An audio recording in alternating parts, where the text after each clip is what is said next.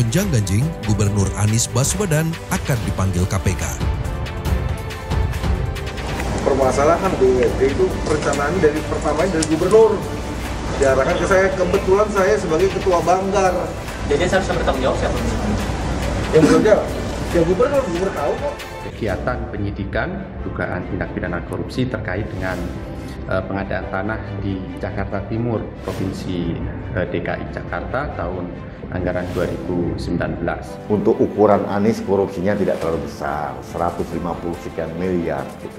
Tapi kita merasa ini memang harus ditindaki lebih lanjut. Biar nanti KPK aja jawab. Tapi Bapak nggak terganggu? Enggak lah. Tapi kita nggak terlalu pusing.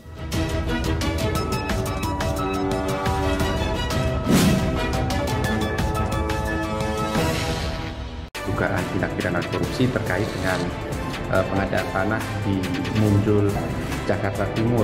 Kami menghormati dan menghargai dan juga memberikan peran luas-luasnya kepada pihak KPK untuk melakukan pemeriksaan. Kita menunggu aksi KPK selanjutnya mengusik terutama Formula E, triliunan uangnya hilang. Proyek fiktif ini korupsi yang merugikan keuangan negara. Ayo KPK, semangat, rakyat mendukungmu. Jangan lupa untuk subscribe dan nyalakan lonceng notifikasi. Dari berita yang saya dapat, Direktorat Tindak Pidana Korupsi Bareskrim Polri pernah memanggil beberapa orang dari PD Pembangunan Sarana Jaya karena sudah mencurigai ada tindak pidana korupsi dan pencucian uang dari pembelian lahan-lahan itu. Komisi Pemberantasan Korupsi (KPK) secepatnya memanggil Gubernur DKI Jakarta Anies Baswedan yang akan diperiksa sebagai saksi terkait dugaan korupsi pengadaan tanah di Munjul, Cipayung, Jakarta Timur untuk perumahan DP 0%. Sebenarnya tidak ada yang istimewa, aneh atau mencurigakan terkait rencana pemanggilan ini, mengingat status pemanggilan Anies Baswedan nantinya hanya sebagai saksi. Toh lazim hukumnya pemanggilan seseorang sebagai saksi dalam penyelesaian perkara itu tentu karena ada kebutuhan penyidikan. Mereka yang dipanggil dan diperiksa karena diduga tahu rangkaian peristiwa sebuah perkara. Pemanggilan diperlukan agar perkara menjadi lebih terang serta dugaan perbuatan para tersangka dalam perkara ini makin jelas. Jadi panggilan dari pihak KPK adalah hal yang lumrah dalam upaya penggalian informasi sekaligus menyusun konstruksi sebuah peristiwa kejahatan terutama terkait kasus korupsi. Intinya KPK saat ini sedang menyidik perkara ini, bahwa kemudian apakah hanya sampai di sini saja, tentu sekali lagi KPK akan terus mengembangkan kepada perbuatan-perbuatan lain yang turut serta dalam dugaan tindak pidana korupsi pengadaan tanah di Munjul ini.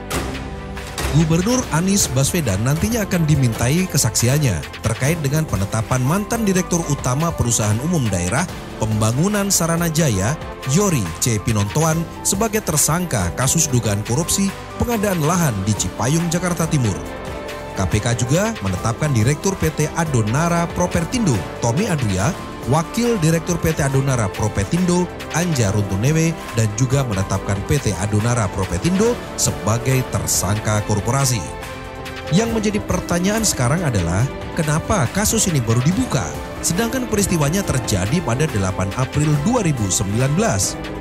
Terlepas lamban atau cepatnya penanganan kasus dugaan korupsi ini, namun sederet nama kepala daerah yang dijebloskan ke bui karena terbukti korupsi menjadi bukti bahwa lembaga anti rasuah ini menunjukkan kinerja yang patut diacungi jempol.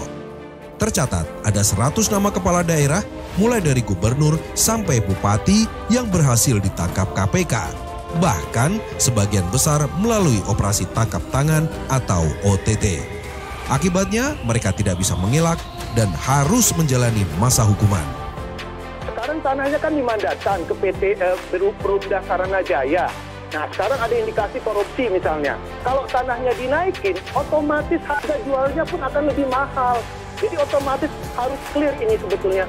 Berapa bentuk subsidinya, berapa ketentuan-ketentuan yang membantu. Karena harga jualnya sudah hampir rata-rata mendekati 12 juta per meter persegi. Nah, akankah nama Anies juga akan masuk dalam daftar deretan kepala daerah yang tersandung dengan kasus korupsi? Kita tunggu saja hasil investigasi KPK.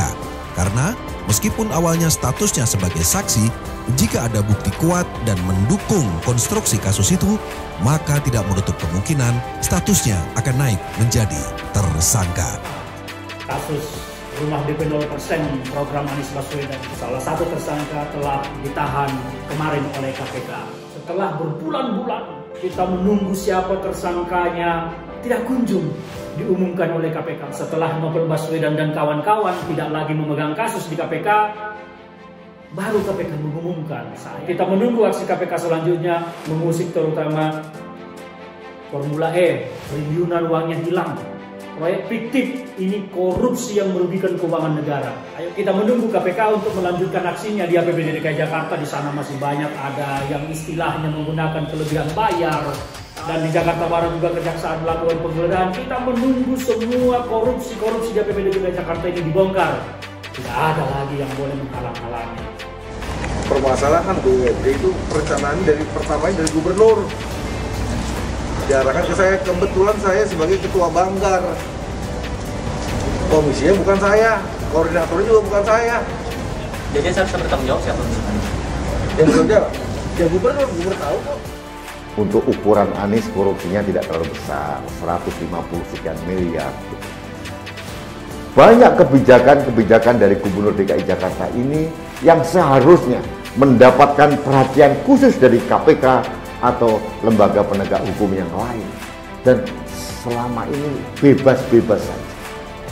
Saya berikan contoh, uang 560 miliar yang dibayarkan Anies untuk membayar komitmen fee Formula E, pembangunan trotoar yang menghabiskan 21T, hibah Anies kepada beberapa organisasi pendukung dia di Jakarta. Ini bukan uang nenek moyangnya Anies loh, bukan uang tabungannya Anies loh. Ini uang rakyat Jakarta, uang APBD Provinsi DKI Jakarta. Ada beberapa orang mengatakan, oh jangan-jangan karena ada Novel Baswedan di KPK waktu itu. Jangan-jangan di grupnya Anies ada Bambang Wijayanto, mantan pimpinan KPK, sehingga Anies bisa bebas-bebas saja. Sekarang pada saat KPK sudah steril dari orang-orang seperti Novel Baswedan dan kawan-kawan, tiba-tiba juru bicara KPK mengumumkan bahwa Anies akan dipanggil kasus korupsi pembelian lahan di daerah Cipayung, Jakarta Timur. Ini pintu masuk KPK untuk menelisik lebih dalam masalah-masalah pengelolaan anggaran di DKI Jakarta yang selama ini ada indikasi amburadul nggak karu-karuan. Dan kita sudah melakukan advokasi itu secara bawah tanah, tapi kemudian media kan tidak menyoroti itu. Tapi kita merasa ini memang harus ditindaki lebih lanjut. Data sementara yang memang kami miliki untuk Bank Tanah DKI. Pemerintah Provinsi DKI Jakarta membayar ini 5,2 juta rupiah per meter. Ini ada 42.000 meter persegi. Anda bisa kalikan. Pemiliknya justru disepakati oleh makelar hanya 2,5 juta rupiah saja.